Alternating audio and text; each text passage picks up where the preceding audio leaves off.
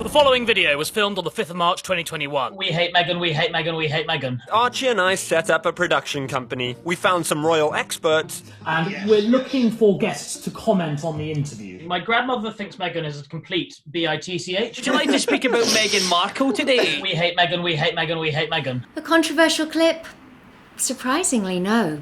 Just one that illustrates how easy it is to change the context of a person's words when you can manipulate and edit what they've said in order to suit your own purposes. 2 years ago, it happened to me when I was targeted in a prank designed to sway public opinion.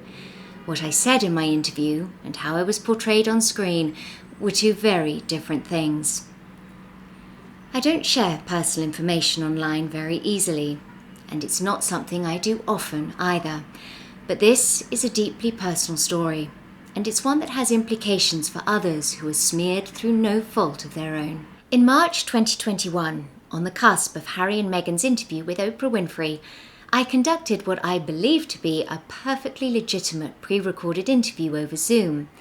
Little did I know the people I was actually speaking to were Archie Manners and Josh Peters, two self-described pranksters who subsequently exploited the footage so as to create a video designed to promote a false narrative. Fabulous, absolutely fabulous. Hello, I'm Thank you for your patience. Hello, Marcus. This is Michael on my left. Hello, Michael. I imagine quite a busy time for you at the moment. Ahead of my participation, my agent emailed them and asked for an advance copy of the Oprah sit-down. In response, Manners, posing as Marcus Fleming, sent an email saying the following: "It's pre-recorded, and whilst we don't have a preview of the interview, we will be asking general questions based on what is likely to come out of it. We have a fair idea based on the previews alone."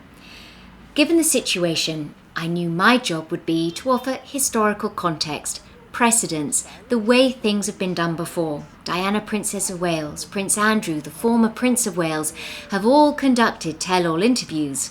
None of them have ended well. Which takes us to this interview kind of interestingly. This interview is basically going to be retrospective. So this will be going out after the interviews aired on ITV1 in this country, which, to add even more, is going out a day after it goes out on CBS with you. So in the past tense, everything's, well, in the interview we learnt that, in the interview we saw that.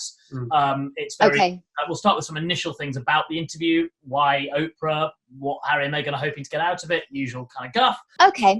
Okay, so now obviously we'll be speaking as best we can, and whatever we say that makes absolutely no sense in relation to the interview, we'll just cut around. Okay, lovely. Sounds good, Marcus. Thank you.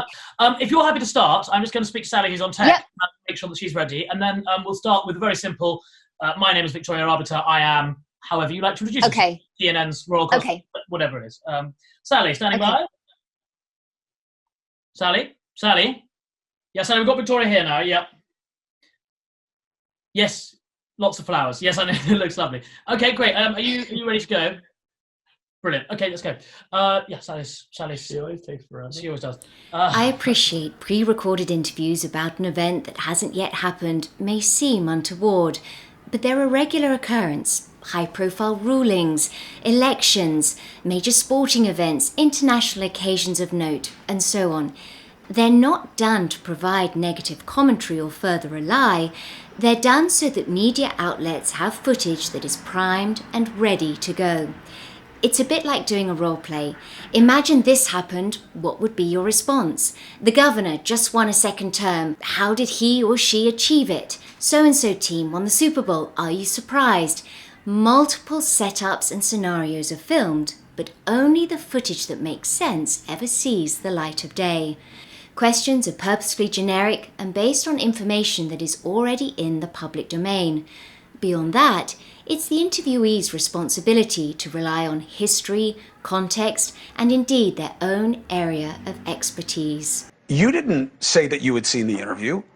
You were doing what we do all the time in this business at worst, which is we pre-record things. Victoria, let's pretend that it goes this way, and let's then pretend it goes that way. What would it mean either way? It happens on all kinds of stories, not just royal watching, all the time. And I don't even think you did that because you were clear in the raw footage, which I've seen. Abusing the pre-record practice in order to garner a viral response, Manners and Peters published a video called "We Prove Royal Experts Lie." After it aired, they did a series of interviews in which they said they asked open-ended questions and that they didn't try to feed specific lines.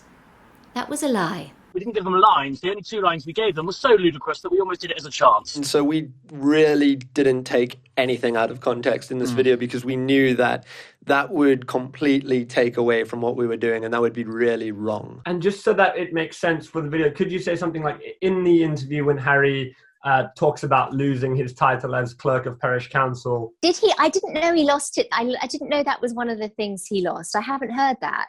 I can talk about like the titles he lost. They literally did it all by themselves and it wasn't taken out of context. It wasn't led on. It's all in the past tense, and if we can say phrases like, well, obviously, as the interview showed us, for example, so that it makes sense, we'll be showing clips from the interview followed by the instant reaction of our experts, of which you are one. Like, we never led these royal experts to say anything. We sort of just let them, gave them questions and they did it to themselves. Can you just repeat the question before answering the answer? Capitalising on the interest and incessant coverage surrounding Harry and Meghan, Manners and Peters took advantage of a global audience that was primed and ready to defend its side. The idea came about because of the fact that like the interview was such big news. It was helped largely because that interview was such a huge topic. So it was a trend. So we jumped on a trend, I suppose. And we're happy it's gone well and hope that everyone's enjoyed it. But it is that like, it's that deception and that like not showing people what's actually happening, but distracting them with something else. It definitely helps having Archie do that. He's great on the phone and his voice sounds really believable and trusting. His version, his truth is legitimate and it's valid. It's how he sees things. There were articles that could be deemed racist. Absolutely. There were headlines in which racism was couched. I think there was also a little bit of anti-Americanism, perhaps a little classism, perhaps a little sexism. But that wasn't just in the British press. That was around the world. On the back of their stand, and because they claimed I lied, the online hate and vitriol has been extreme. My home address was published on Twitter along with so much other personal information, and my employers were inundated with demands that I be fired. Archie and Josh were tagged in almost all of it. They could have shut it down at any point, but they didn't, even though they knew none of it was warranted. Throughout my 30-minute chat, I expressed sympathy with the Sussexes. I was respectful, supportive, positive, balanced, and polite, but they failed to include the full context of my comments because it went against the narrative they were seeking to promote. They have felt very strongly about wanting to set the record straight. Well, coming from Meghan's background, where she was in the entertainment industry in the US, if there was a full story about her, producers or publicists or agents could clap back immediately and demand a retraction. He is so proud of the work he did on behalf of the military and the work he's done since leaving the military. It matters so much to him. You can't help but feel sympathetic for him because I think it's very genuine how he's feeling. They crossed a line, and upon the recommendation of lawyers, Manners and Peters removed me from their video. But the damage was done. The audience took their account at face value, even though the unmanipulated footage tells a very different story.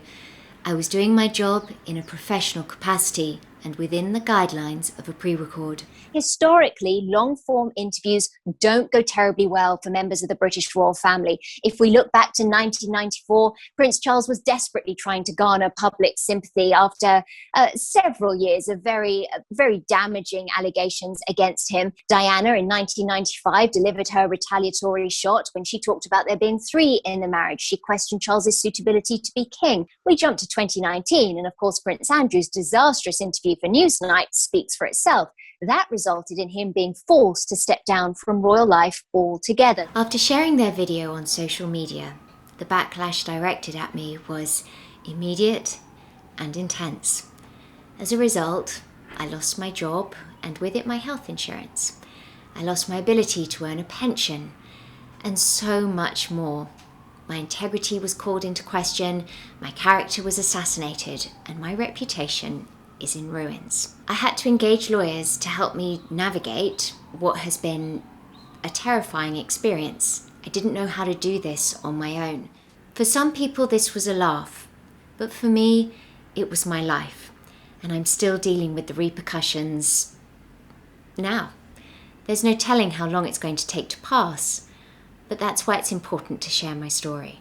You know, this video obviously was at the expense of these royal experts. Our expense? That line hit hard. I was a dispensable commodity, exploited and tossed aside so that two privileged and entitled lads could have a laugh. They were quite credible people. I found it very strange though because past tense. No, he's killed them. Hi. Would you like to my pyramid scheme? Would you like to speak about Meghan Markle today?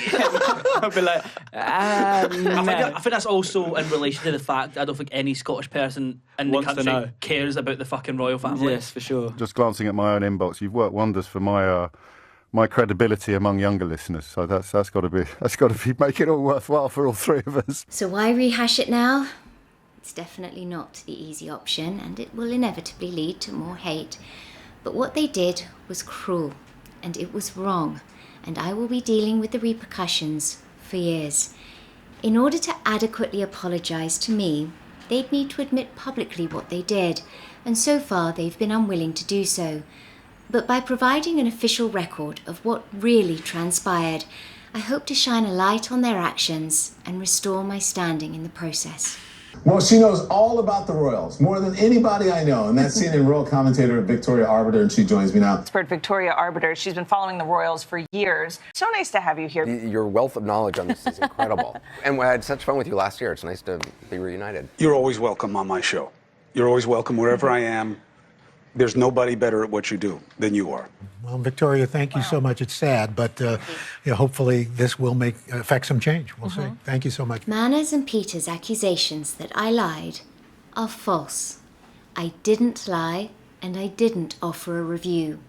Viewed in its entirety, the raw footage supports my account. By exposing the truth, I hope to encourage others to speak out against willful misrepresentation and the insidious nature of harmful pranks that are conducted at the expense of innocent parties. Yeah, that's what we got. I'm going to have a look at that. We're saving all our money for the pub when we're allowed to go. We're not going to put more money than we need to. I think we need to look at a broader picture here. How can you... So that was kind of the point of the video, Charlie. No, of course. I know it was the point of the video. It was all fun and games for Archie and Josh, but for me, the consequences of their actions have been devastating.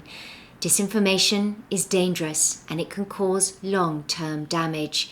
Archie and Josh need to take responsibility for their actions and acknowledge what they did. A simple sorry would go a very long way.